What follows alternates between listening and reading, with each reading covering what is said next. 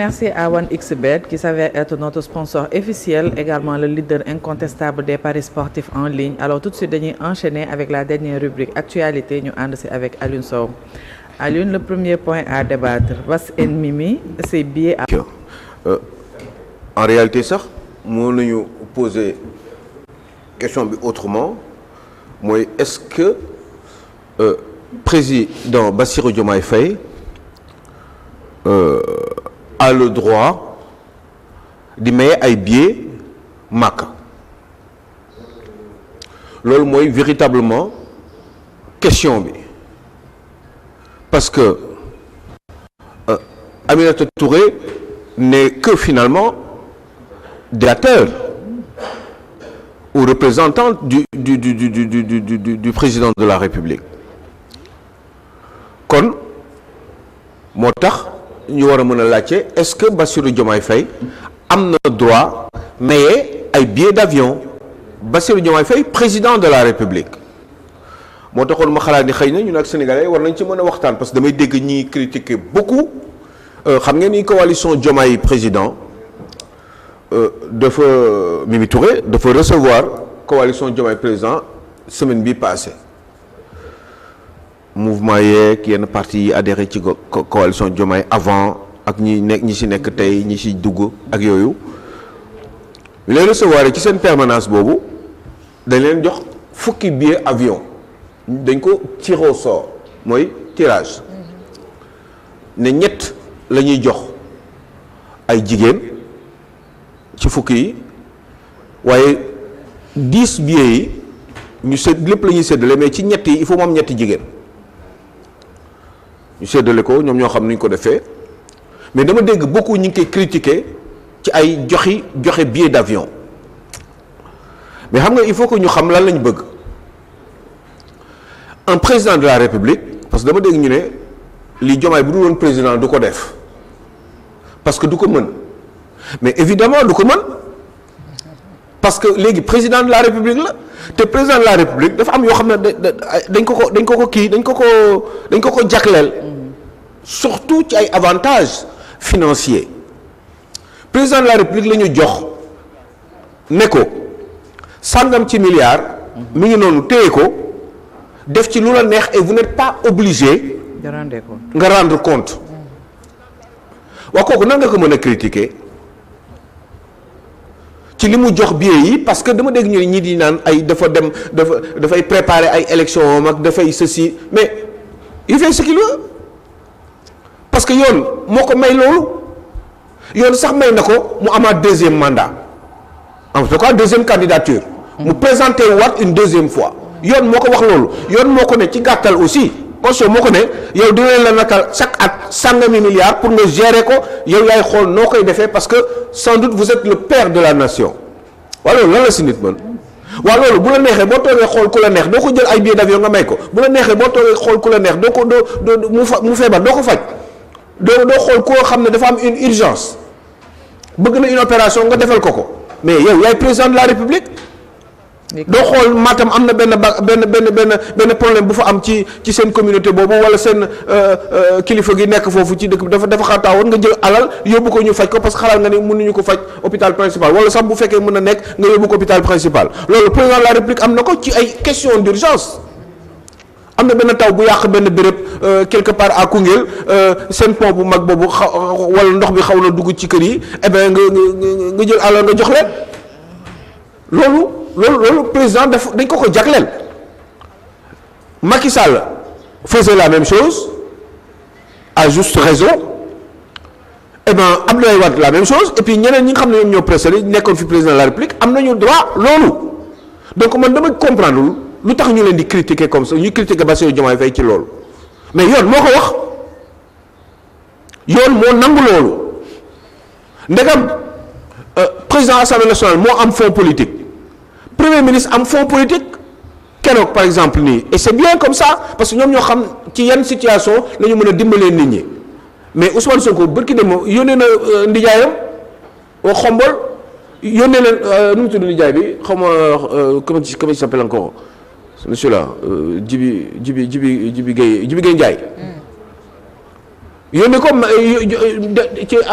ci benn xaw ma association la xaw ma lan fële ci Xombol xam nga yaay Ousmane Sonko elle est d'origine de Xombol. sans doute mais c'est normal mu yónni ko fa mais après ci kii bi seen association boobu xaw ma lan la xamatuma ñan la mais dafa ko yónni jox ko 15 millions waa ji ñëw ne leen Ousmane moo leen jox 15 millions yi mais pourtant moo boobu kenn critiqué wu ko. et quel peut être le problème au fait d'offrir des billets lan moo. mais parce que nee nañu bu nekkul woon président du ko mais c'est tellement évident. c'est une évidence ça. bah oui mais wala boog dafa am quelque chose qui ne va pas wala c'est la personne de Bassirou Diomaye Faye wala li ñuy njort ni créé na parti politique créé na permanence wala lan la. wala li mu bëgg nekk peut-être mais waroon na sax. mën a nekkaat candidat il est où le problème kuy liggéey kay ay nit topp sa ginnaaw dañ la war a xeexal non seulement pour nga liggéey ba am succès mais aussi sax ñu jàppale waat la pour nga gën a liggéeyaat pour deuxième mandat parce que mais yoolu am na fi rien que sax par élégance républicaine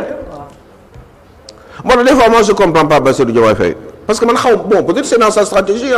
toute façon il use de son intelligence il fait ce qu'il veut mais xam nga lu ma jaaxal mooy je sais pas bu doon Macky Sall xëy na du defee nii quoi bu doon Abdoulaye Wade aussi du defee nii. parce que nit boo àndul ak man mais man dama je sais pas je suis président de la République yàlla moo ko def mais damay ñafe pour gën a liggéey tey képp koo xam ne man sama décret nekk na ci sa tour mais da nga war a ànd ak man soo àndul ak man je te vire quoi parce que ku narul ànd ak man wala ku narul soutenir ma ci li ma nar a def. yow ngay xeex pour ma am benn mandat parce que da nga ma jël comme président de transition ok d'accord am nga ci droit mais en ce moment-là doo liggéey ak man parce que man maay président de la République. mais est-ce que du. loolu aussi mooy son problème actuellement avec certains membres du PASTEF qui jugent que ñi mu nekk am na ay nominations yoo xamante ne ñooñu ànduñu woon ak moom à la base. donc moom waru woon nangu di intégrer ñooñu dans son cercle et que instant yi ñi nga xamante ne dañoo féetewoo plus du côté du premier ministre. loolu nañ koy reprocher. waaw mais léegi ça veut dire que kon tu veux dire que ni kon Pastef moom moo fal Bassirou Diomaye Faye. non parce que ñoom laa bëgg a wax quoi bu ñuy xalaat ni ñoom ni ñuy xalaatee kon ça veut dire que gëm nañ ni Bassirou Diomaye Faye Pastef non Pastef am na ci wàllu lu bari. Pastef moo ko porté Ousmane Sonko moo ko désigné. waaw mais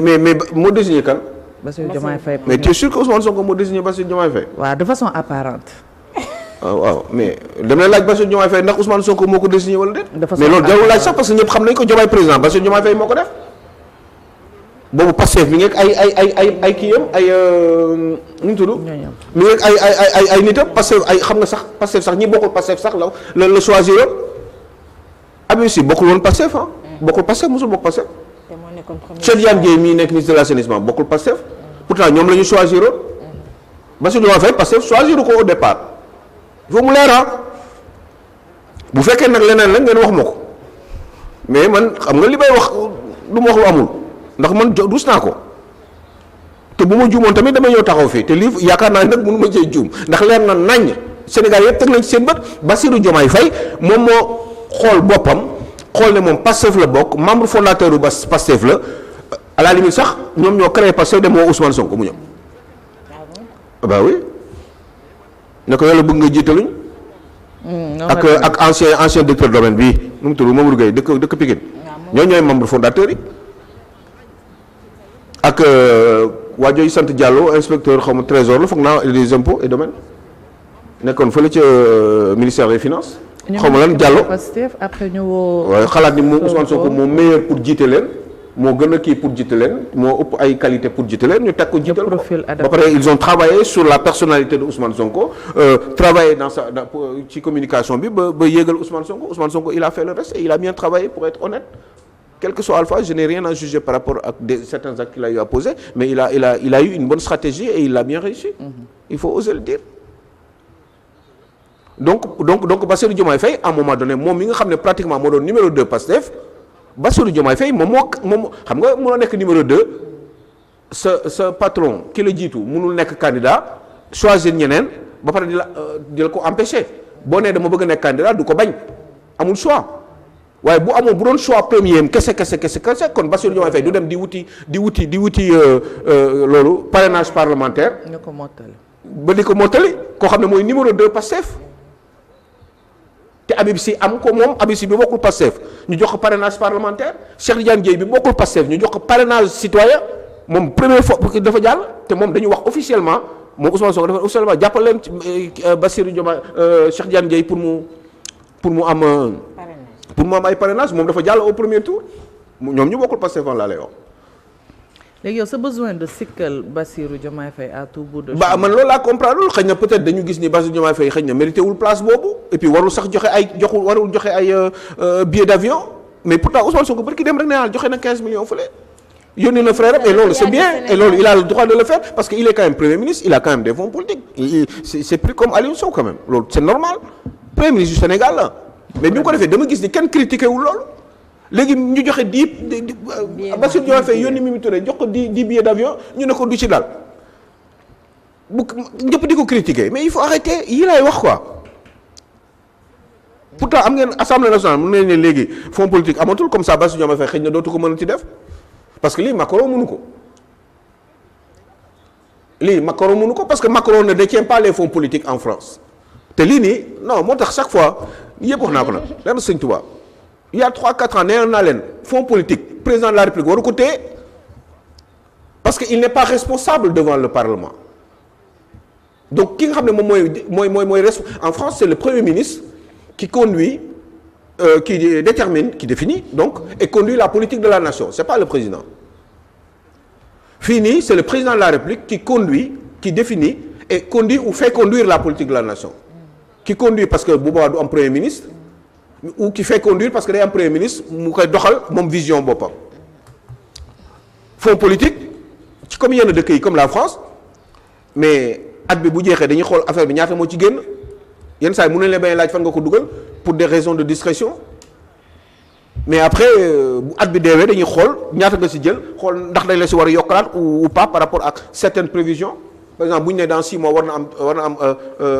benn ngelaw bu garaaw dañuy xëy na prévoir xaalis boobu au cas où. moo tax ñu koy jox ak yenn yi nga xam ne daf ñuy bett. savoir anticiper. mais chaque année ñu vérifier ko mais fonds politique fii kenn du ko vérifier président lu ko neex mu def Idrissa Seck mos na ko wax bu ko neexee mu taal ko wax na ko Abdoulaye Wade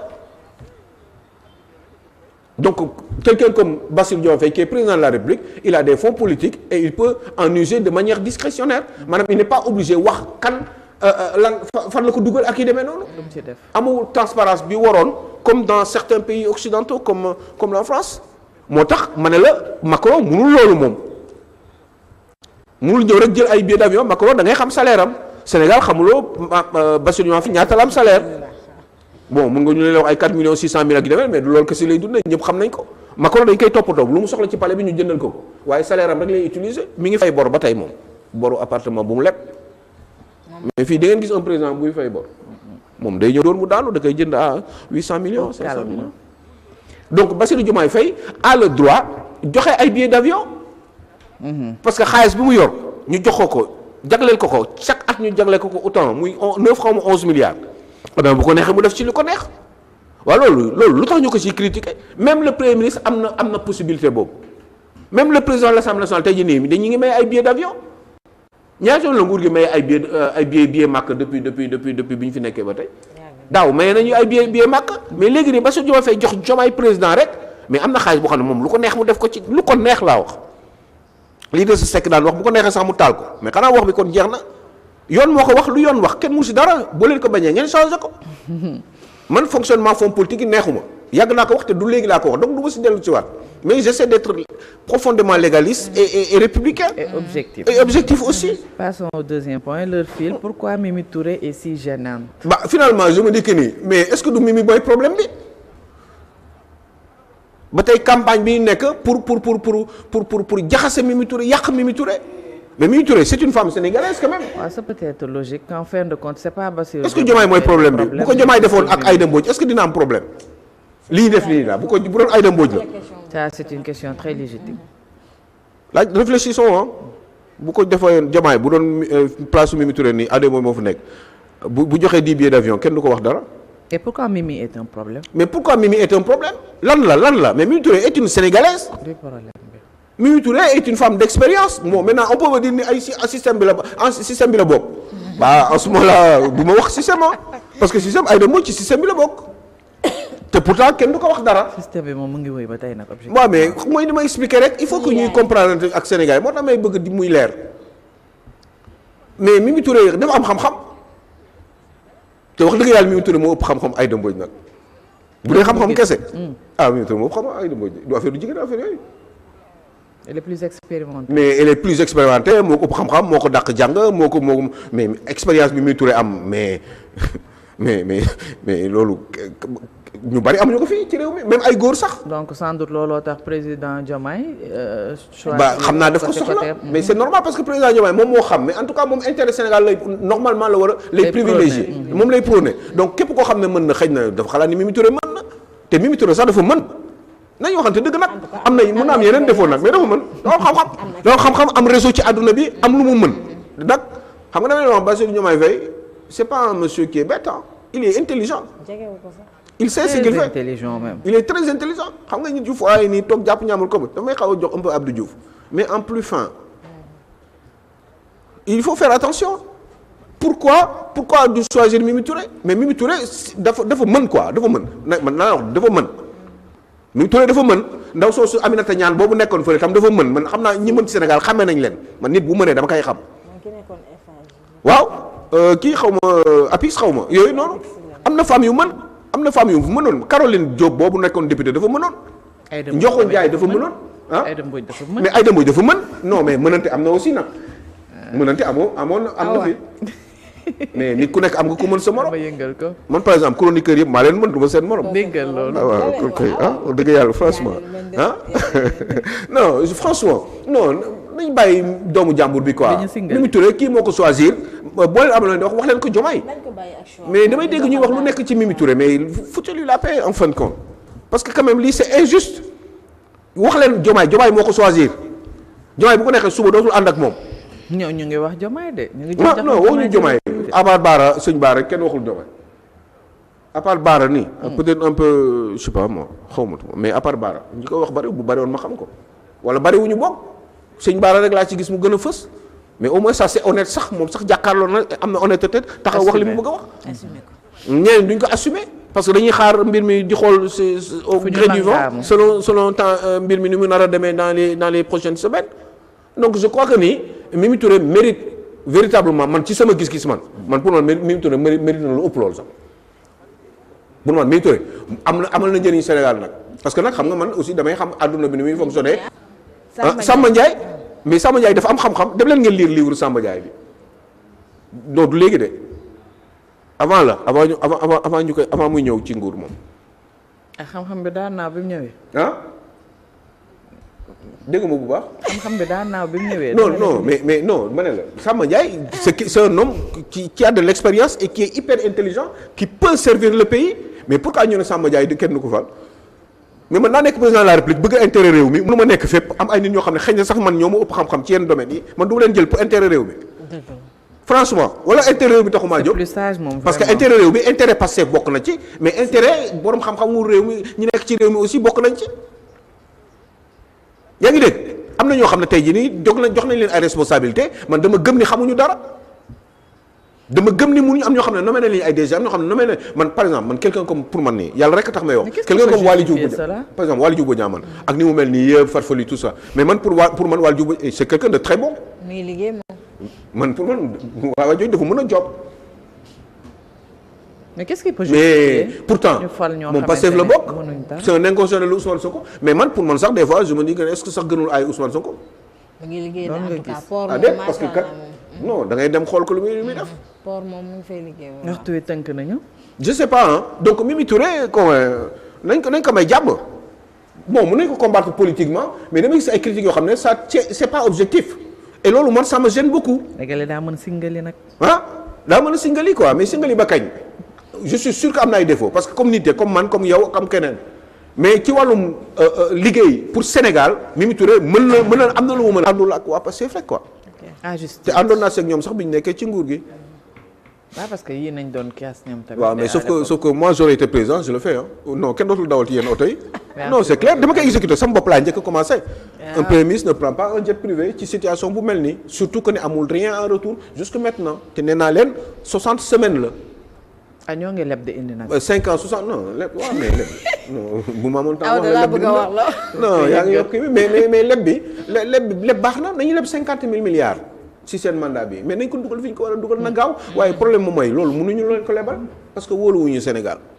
ça aussi c'est un problème merci beaucoup. xam nga il faut être crédible xam nga man tey su ma ñëwee leb banque bi 50 millions ak sama costume bi dafa ma koy jox mais xam nga si sa fois bu demee gars yi lañ koy xooj.